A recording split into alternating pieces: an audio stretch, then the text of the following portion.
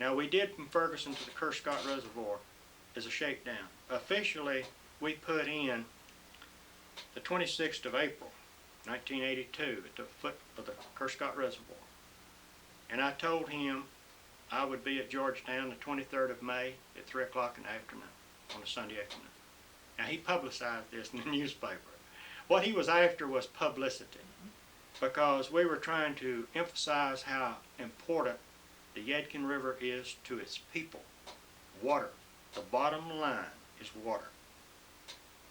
Of all living things, all creatures, all living plants, everything has to have water. And we're running out of good water. So we did this. Dot and I sat down, we scaled the river, scaled it. We got it all figured out. Our longest day would be 24 miles. Our shortest day would be 12. But we had to do this to make our access points. Okay, after doing that, we scaled the road because we knew we had to be our own support. We did not have nobody to bring vehicles and support us. So we had to do our own driving too. And every morning, we were set up to move vehicles downriver to the next campsite. Now, 2 weeks before we pushed off, Joe Matthews and Dot and myself went to the Winston-Salem Journal to see if they would consent to send somebody out to the river at East Bend to do an interview. And Joe Goodman thought about it a few minutes, and he says, I'll do one better than that. I'll send somebody with you, to go with you.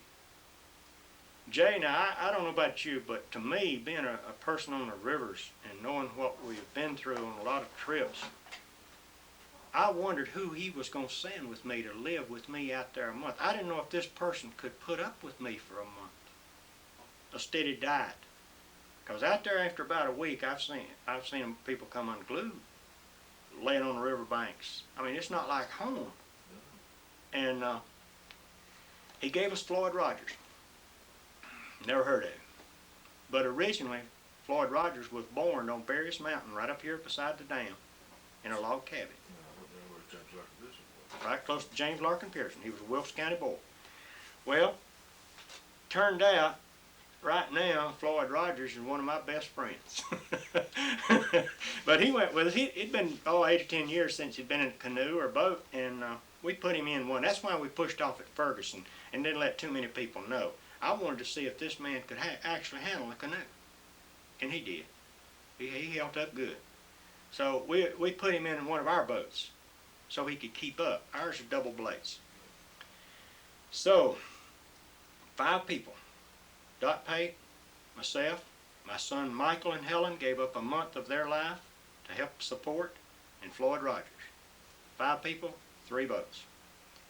So every morning, Michael, Floyd, and myself would, each one of us, get in a vehicle and move it down river to the next campsite. Park them, get in one, and come back to where we slept that night. Now while we were doing this, Dot and Helen were breaking camp. All right, that left a vehicle there we could keep equipment in safely. We carried word processors with us. We carried backup cameras. Dot and I were filming, along with Mike and Helen filming, and Floyd doing the writing. So we did our own driving. We did our own paddling. Everybody went downriver. I carried a 35 millimeter shooting slides. Dot carried a video camera shooting video. Mike and Helen carried 3 cameras, 1 telephotic, black and white, 35, all this 35 millimeter. One 35 millimeter color, and 1 35 millimeter black and white. So this gives us a whole range of cameras working from different angles. We were to document this, gather all the information we could, because we knew of nobody that had ever done it in one push. Now, Dr. Douglas Rice, a Moravian minister, came to the Wilkesboros in 1924, I believe it was. No, 1925. And he put in at the bridge between the Wilkesboros. And he went to Tanglewood and went home. 1926, he put in at Tanglewood and went to Cheraw, went home. And in 1928, he came back to Cheraw and went to the coast with a motor, 4 days through the swamp. So his was a little different than what we were doing. And we put in, we launched, it was raining. There was some people there that had their doubts. They just told us they did. They had their doubts. You'll never make it. Nobody else has ever done it. They have to get down the river a mile or two, or 10 miles, or 2 or 3 days. They hang it up and quit. We know of people that's gone on down Cheraw. We knew that we had 7 more lakes, or 7 more dams to portage. You got Idles Dam, which is the oldest dam, 100 years old. Then you go on down and you got High Rock Lake. Once you start out on the High Rock Lake, you've got 15 miles to paddle, non-stop. If the wind's against you, you go backwards. So you have to continually paddle for 15 miles. That separates the boys. All right, then we portaged that one by our vehicles, too high to drag over. Next dam is Tuckertown. Now they gave us permission to go in next to the dam on the riprap and carry our boats up the riprap and carry around the dam and put in right below. Wildlife people were there to help us or give us support and authority. And then the next dam is Baden Narrows. It's actually Baden Lake. This is Alcoa Aluminum. And I might inject this. Right here is where the Yadkin River stops by name. Because right down below that, there are 2 dams right together, the Narrows, the Baden Lake, and the Falls. A mile or so together, right in the canyon. There is a canyon on the Yadkin River. Okay, the UR River comes in on the left, and the name changes to the PD. You're in Lake Tilbury. Went on down to Lake Tilbury, portaged that one. On down through Blewett Falls, portaged that one. About 18 miles of good, fast, quick water. And then we came into Cheraw, and that's where the swamp starts. 10 days through the swamp to Georgetown. We met the tide 30 mile upriver. That's something else to figure too, but I missed my schedule. I came in about 3 hours early. We got there a little early that day, and we just held up about a half mile, 3/4 down the bay there and waited till the time, because there were a lot of dignitaries coming in from Raleigh and Columbia and Georgetown and things like this, and people from up in here. Our 2 grandchildren, our daughter and her husband, our family. Because Michael and Helen was there with us. There was Patricia and the family. So, we put it together. We did it. And everybody came out still friends. Most expeditions that fail from within. Somebody cannot handle it. Somebody comes unglued. But I felt real good. It was not Bob Pate. It was a team effort. It has to be. No one person is an island. You've got to have support from people. Everybody's got to work together. From this trip, we had a number of spin-offs. First, there was a book came from it. And Floyd Rogers, all of his writings, now I mentioned earlier he wrote, every 2 to 3 days, a story would come off of that river. We would find somebody that had electricity that would let us plug in and him type out his story. And then if they had a telephone, he had a machine there that he could just lay this telephone into and hit some buttons, and it'd go straight to the presses. So every 2 or 3 days, here was a story coming off of that river. And we got letters all the way from Corpus Christi, Texas. People were following us down that river. Well, they took all of Floyd's writings, compiled it, and I say they, that's the Department of Natural Resources and the Winston-Salem Journal. Worked together. Big number of people working together. The background, for 5 people out on that river, there was 200 or 300 unseen that was working in the background helping. Then they took Dr. Douglas Wright's book that he wrote in 1929 of his adventure or travel. They compiled the 2 together and made a book called The Yadkin Passage and a voyage down the Great PD. So, I might mention here, by the way, and for those that might want to know, the river changes its name again right north of Cheraw to the Great PD. A Westfield Creek comes in on the right, and when it comes in, the name changes to Great PD. And then when the Black River comes in about 8 mile upriver from Georgetown, it comes in on the right, huge, it's black, swamp water. The name changes to Winyah Bay. So the Yadkin really has 4 names. Yadkin, PD, Great PD, and Winyah Bay. Now, the book. It was printed All of those copies were to go to schools, libraries, educational. Nothing was profit. We signed away our rights. There was nothing profitable out of this trip. We didn't do it for money. We did it because we felt a need to do it. Then, from that, Dot and I, in our video work going down the river, we interviewed 4 or 5 old people. And we realized that if we were going to do anything with our old people, we had to do it because they were dying. And when I say the old, these are people that live through a span of time. They have seen more technical, social, and economic change than anybody in history. So we went out for about pretty near a year there, pretty near a year there, filming old people. And also, I was doing presentations.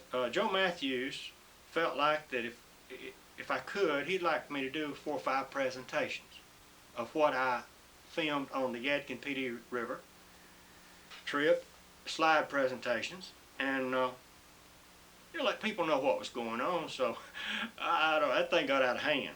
Last count, I had done over 150 from Raleigh to Asheville. Everybody, I don't know. Well, it made me feel good, Jay, because I took them down a river that they'd probably never get to go. I took them into a world that they'd never get to go into. I took them, and it made me feel good that I had that privilege. Well, we had some friends in Winston-Salem that were old. They were very instrumental on the New River fight. If it hadn't been for them, forget it. This man had connections all over the United States and newspapers, over 200 major newspapers. He was old. He was an old World War correspondent. New York Times, all of this stuff. But he lived in Winston-Salem. So I went down and asked him would he like for me to take him down to Yadkin-Pate, which, thrilled him. I mean, he's a good man. So I went down and he asked me could he invite a few friends, and I told him sure. More, no problem. Show 8, 10, 20 people just as easy as I can show 2. And they found out too that Dot and I were interested in oral history. And they had friends there that night that were very instrumental in getting us started in oral history, our financing. See, what we were doing is working our money out, saving it, going out, buying our own equipment, doing our interviews. Okay. One of these people suggested that I apply for a grant. And this person would also write my proposal. So she says, you've got to have a sponsor. Let me ask you this. Don't you think it would be wise to give her credit? I would love to. She's always leaned on me not to, but I would love to. Well, I think that it's only fair and historic that we should have Okay. This lady was Emily Wilson. She's the wife of Provost Wilson, Ed Wilson of Wake Forest University. She has a lot of degrees, master's degrees, journalism. She says, I'm a Yankee, I guess, but she says, I love it down here. And undoubtedly the people love her because she's published. She has books, poetry, things like that. And I guess she's one of the most wonderful people I've ever met. I don't guess, I know she's one of the most wonderful people I've ever met in my life. And she's also a good friend. And she's not on no ego trip. And this made me feel good. And undoubtedly I must have made her feel good because she would not have come to me and said she would have done this if she hadn't seen something. So this made me feel better about myself. So I knew I had to have a sponsor. I was not tax deductible. I was not a nonprofit organization. I had to have somebody that would accept these tapes, store them, use them for future generations on down the road after I'm dead and gone. So I thought about it for a while, and I knew of you. I'm going to have to give you credit now. I knew what you had done and what you were doing here at Wilkes Community College, here in the James Larkin period. I knew what you had done from the grapevine. Word gets around. I knew pretty well who you were. And that's why I came to you to ask you, would Wilkes Community College consent to be our sponsor? And I would bring it all in and just let y'all have it. So you made your inquiries. They consented. We applied, and we got it. And we started work in officially January 1st, 1984, didn't we? Yes, and that would have been for what corporation? The Z. Smith Reynolds Foundation. They gave me $17,500. That was for the tapes, presentations. I was to do, I believe, about 20 presentations. We've done 40. I was to do 20 people. We saved our money, and we've got, what, 54 subjects, I believe it is.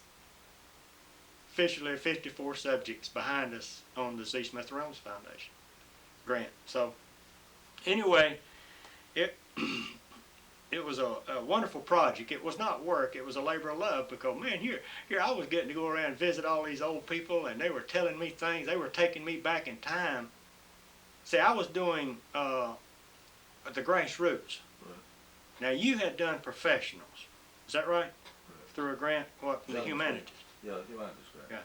Yeah, you were doing more or less professionals, but here I was going into grassroots people, the people that's never had their stories told. The old people that's still performing, making butter, churning, making soap, making hominy, things like old sawmills, stuff like that. So from that, the Wilkes Arts Council allocated us, the college here, $1,000 to do black people. That was a spinoff. And then with Dr. Bird and you and myself, we went over to the county commissioners and Wilkes County commissioners, and they allocated $12,000, if that's right, to continue working here in Wilkes County. And it just kept coming, and now it's on, Wilkes County is on its second. We're on the second one of just the Wilkes County Commissioners. So I just feel wonderful to have the privilege to go out here and be able to talk to these old people. And then when you get to record it on video camera and on tape, that is icing on the cake to me. I mean, that really gets it done to where people down the road not only can hear that person, they can see that person. I know we've kind of bumped on up through the line pretty fast.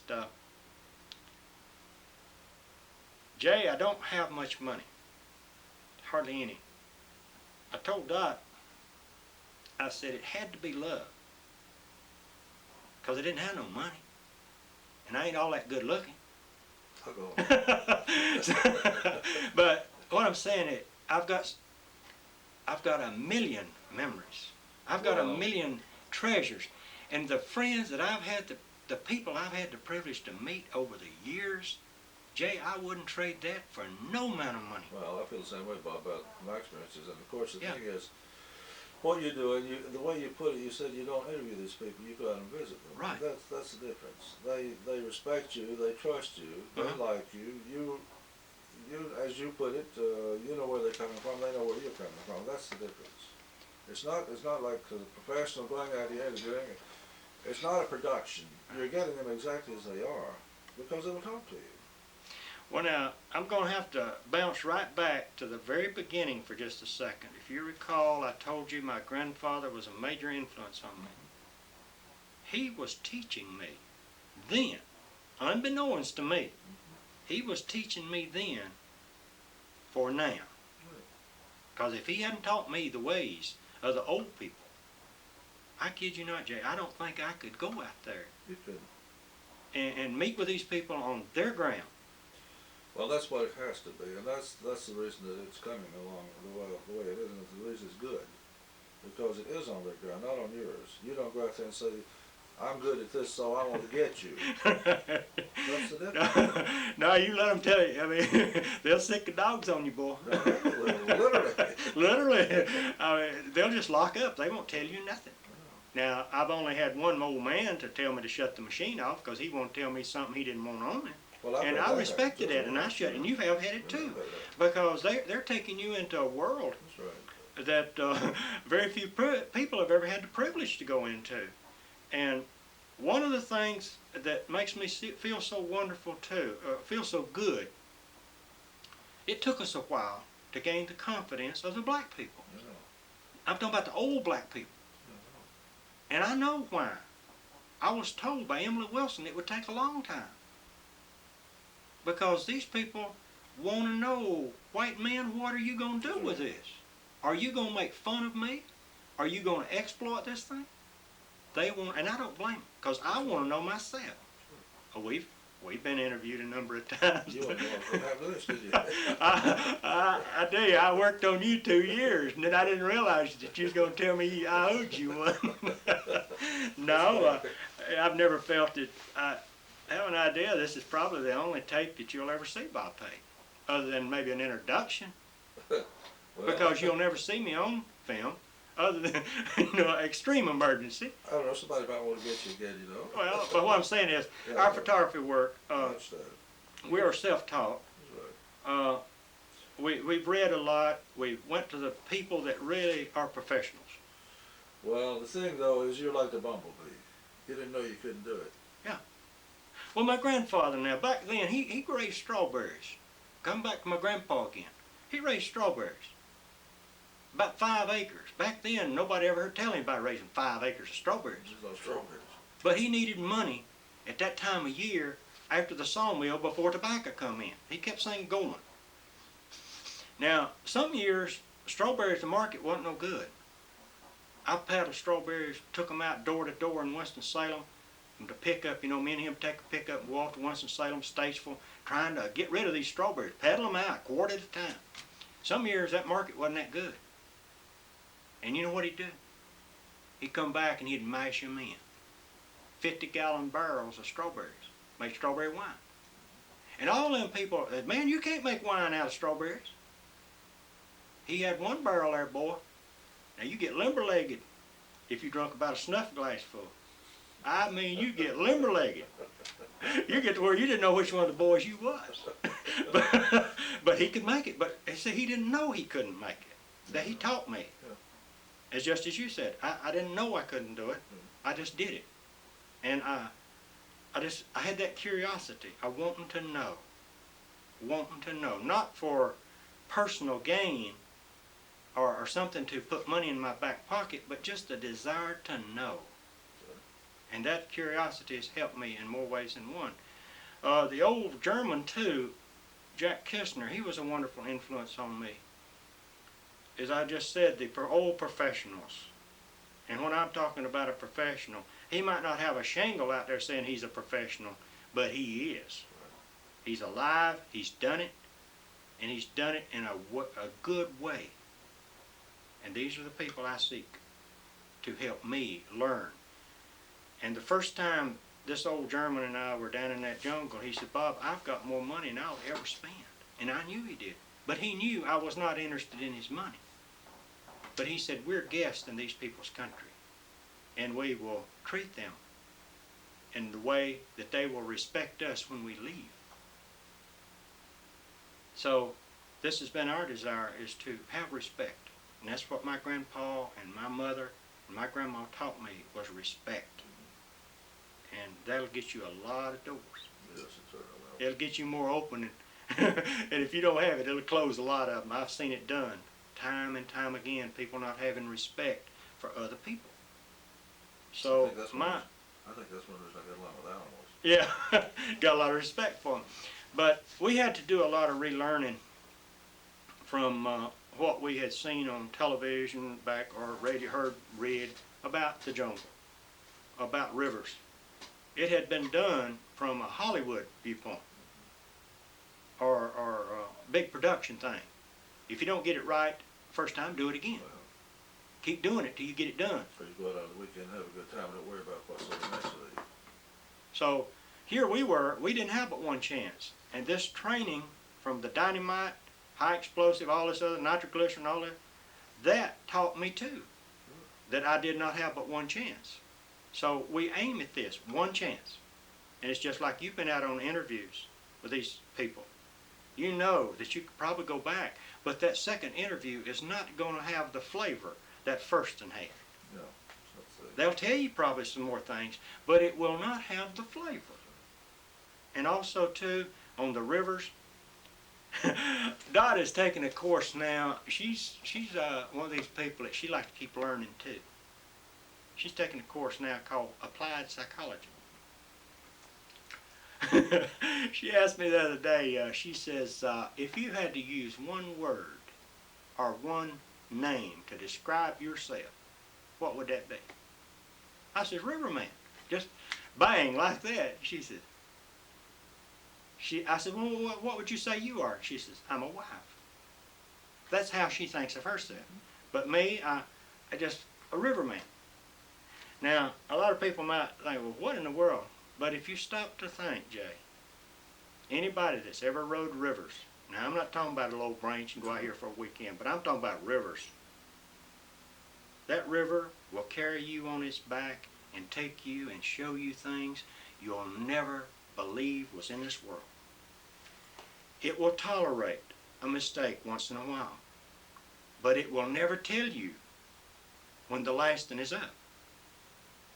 When you're out there on that river, you have to think for yourself. It does not quit for a second. It goes on, and it can kill you in a heartbeat. All it needs is one mistake. It will, like I say, it'll tolerate a few of your mistakes once in a while. And then all at once, here you make a mistake that you don't think is a big one, and you're dead. It teaches you who you are. Really and truly, it will teach you who you are. So this, I think, has been wonderful for me to find out who I am. And then too, I have this curiosity. I want to know about other people's cultures. I want to know about Indians. I want to know about Mexicans. I want to know about any culture that I can get my hands on, because the more I learn about that culture, the more I can understand who I am and where I come from. And then if you know where you come from, this helps you know where you're going, don't it? Now, I've held a lot of jobs in my life. Some people would call me fiddlefoot. Dot held a job for 21 years. I couldn't handle something like that. But my end of it was curiosity. Once I had a job conquered, or got all out of it I could get out of it, I wanted something else, and I had to move on. And somehow or other, I feel like I finally come not to the end, but to the very thing that I was searching for.